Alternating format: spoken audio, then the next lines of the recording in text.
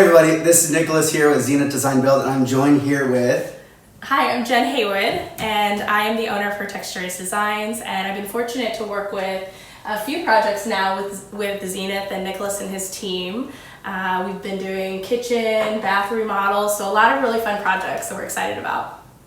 Yeah, so we're going to talk a little bit here about the process and the process that we've kind of formulated together, and then what Jen's kind of came up with as well. But before we get into talking about the process and how we do things, let's talk a little bit about your history and how you got into doing design work. Sure, yeah. So I didn't start in interior design. I actually was a project manager for several different software companies, particularly in the healthcare industry. So I was in a very different role, but that my time there, my work as a project manager really gave me those tools that easily transferred into the construction world.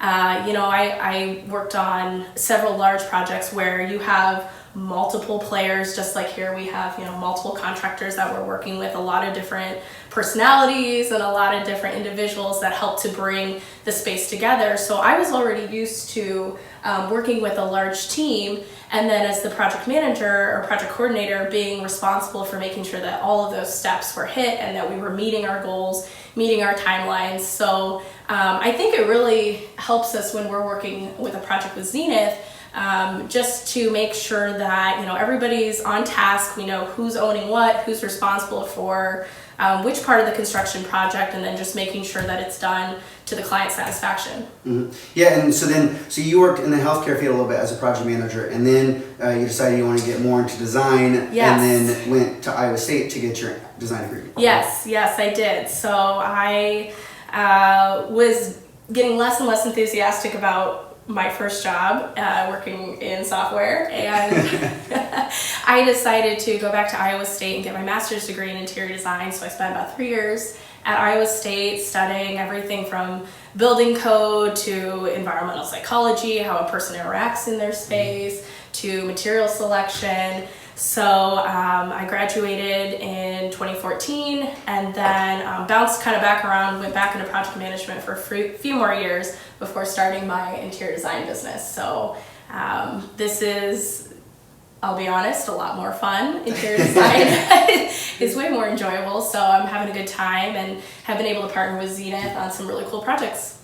Nice. So now let's get into a little bit of the process on how we work together, and just how you do your process too. But so when we first either we bring you a project or you bring us a project, and then we start working through this process. And with all your project management experience, it's been really nice to see how you played into what we do and how we've worked together on creating a more streamlined process. But can you explain kind of the initial process with the clients?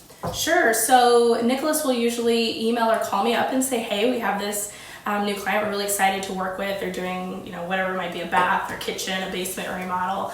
And so then right away from there, my first step is to meet with a client. So we spend about 1 to 2 hours in their home, so I can get a good feel for the space, take any measurements, any photos that I need. And we talk through pretty much everything that they're looking for. So we review the budget. So a lot of times, we'll have a budget for the project. We know what we're able to spend on different things like tile and lighting and all the materials. So we'll review that. I'll get to know their style really quickly. And that's what I appreciate about the process. I think it's just very streamlined, like Nicholas said, very fast. Because we have them send us inspiration images. So either ahead of time or while I'm meeting with them, we're kind of scoring through either Google or Pinterest, and I'm learning very fast what it is they like, what they respond to, what they react to. And then that helps me make some of those design decisions. So for example, if I know that they like polished nickel, right? Those are going to be the metal choices that we make. Or if I know that they really are loving the champagne bronze look or the gold finish look, then we might steer more towards those types of selections. And then pretty much after that, either I will bring the materials to them. So as you can see here, we have kind of some samples of what this would look like. So, I might be bringing them carpet samples or tile samples that we can see in their home. And what I like about this is that it's with their lighting, right? So we can see how the natural daylight affects their space or what artificial lighting might look like under the conditions. So we can see everything presented nicely and neatly and make those decisions right in their home. Now, if that's not possible, we may also go visit showrooms. So we will go together and make those selections at either the flooring showrooms, tile showrooms, whatever it might be. So that's kind of the beginning of the process. And then, of course, I'm involved throughout the remainder. So once demo starts, construction starts, I'm also there to make sure, using my project management background, I'm there to make sure that we're following the design plan accordingly. Yeah. So you mentioned budget. So we work through with the client initially with certain allowances and creating this budget and this proposal so they know what they're going to pay. Right. And then we send that off to you, and then you do your best to work within that budget to meet the client's expectations and then give them everything that they want based off their inspiration images. So again, setting the right expectations up front is huge. And then if the clients want to deviate from that, like we've had a number of clients that they maybe want to add a heated flooring, or they want to add certain things, elements within the project, or they wanted to add cabinetry because they wanted to originally refinish the cabinetry. So we can certainly deviate from the budget, but I think that again, having those initial numbers and then having us coordinate, so creating this more design build experience versus just designer and then just a builder, you create this more cohesive process, creating better expectations up front, and then meeting those expectations versus having kind of a segmented design and build process. Yeah, I think that the real benefit here is that Nicholas and I are in communication pretty much through the entire project. So I know ahead of time, before I'm ever meeting with that client, okay, we have X amount for tile. So we're not picking out tile that, they fall in love with and then they can't afford, or it's not in the budget. So I think that's really important, like you said, to set those expectations. And then of course, if we do find something that we just can't live without, we have to have it in this project, then of course we can add that. But yeah, I think just having that consistent, streamlined communication from the very beginning, so everybody knows this is the project, these are the parameters, and then this is how we're gonna fulfill that. I think that makes our projects really successful. Yeah, and then so a lot of times, like we talked about, this inspiration images. So the clients come into this and they have a lot of times they have a general idea of what they want, or they have a certain style they're going for, or maybe they just want to have something similar to the existing home. So talk to us a little bit about kind of the versatility of your design and how you're working with the clients to meet their expectations versus just what you want to design. Yeah, so I think that's maybe where I differ a little bit from other designers, is that I don't have a particular style that I'm bound to. I'm very flexible in using the inspiration that the clients bring me. And if there's a certain particular approach that they want to take to the project, I'm all ears. I'm happy to incorporate that. Let's say there's a lot of times somebody will have like a particular paint color, or they'll have a certain cabinet style that they just have to include. That's certainly fine. So I think we're really flexible in making sure that at the end of the day, right, this is their home, so they have to love it. They have to be the one that are happy spending time in this space. So we're very flexible in incorporating their unique style, their personal style, but then also bringing our own ideas to the table as well, because Nicholas and I just got back from the International Builders Show, and so we go to these conventions where we see the latest and greatest in home products and technology, and so I think that's important for us to bring to our clients and provide that level of expertise, that this is what we're seeing people do in the market that's really, really cool, and this is what I think we should incorporate in your home. Yeah, and it, we do this every day. Like, so Jen designs stuff all the time, we build stuff all the time, and we collaborate. So ultimately, knowing that we do this every time, I mean, it's a little bit of a level of trust that our clients have within us to really create what they want in their space and bring it to life in an efficient way, going back to the process. So let's talk a little bit about quality control and how we work together to make sure things that you have in your mind or out on a plan actually being done correctly. Sure, yeah. So one of the tools that we use is we have a selections list. So this is a living, breathing document that everyone on the construction team can see. And this is where every single item, all the way down to hardware and even grout color, will be listed on this spreadsheet.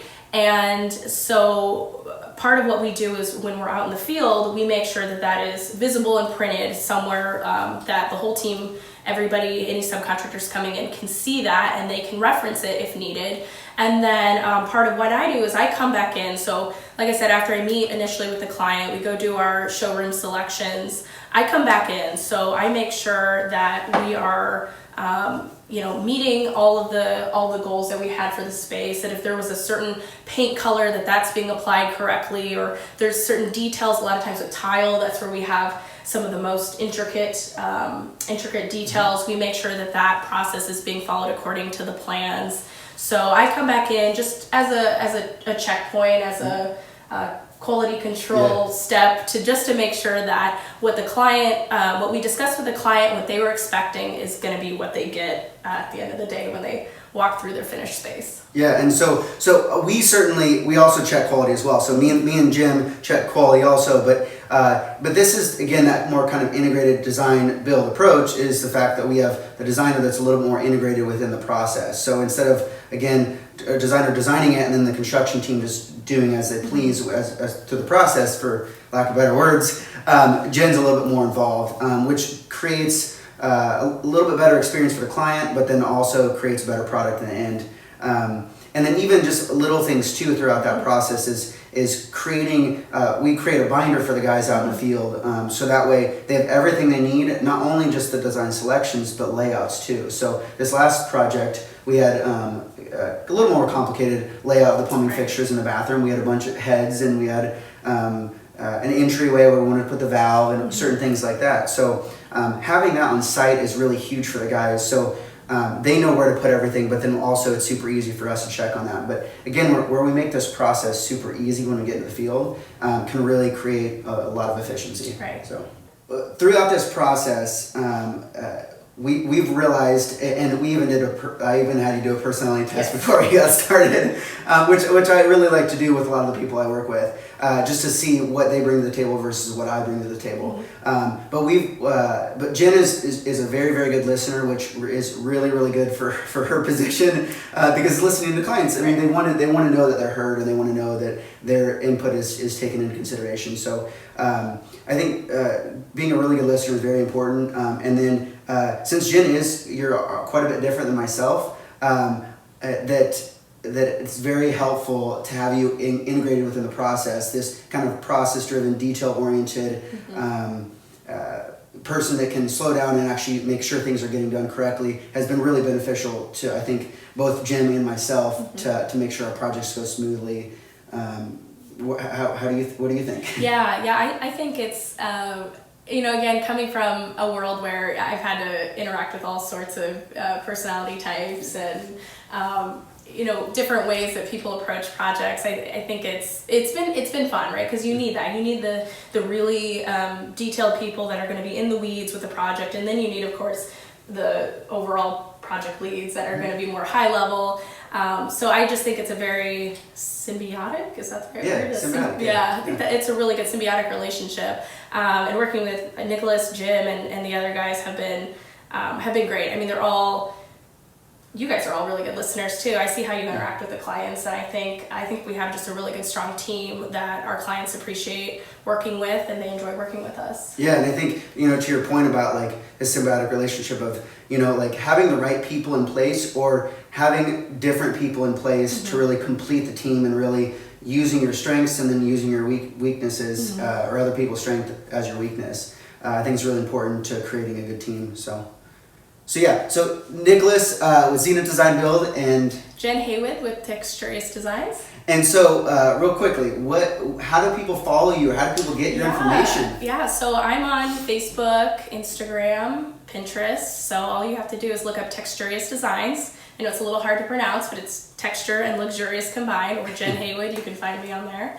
I do have a website, texturiousdesigns.com. So outside of Zenith, I do offer home consultations. So even if you're not doing a big remodel project, you just need somebody to come in and give you some pointers for a refresh, or you're doing decorating. If you need help styling your home, those are other services that I offer. Nice. Yeah, so you should definitely follow Jen on social media and Zenith, so you can see both of our work, working together and working separately as well. So follow us, and until next time, Bye, guys. Bye.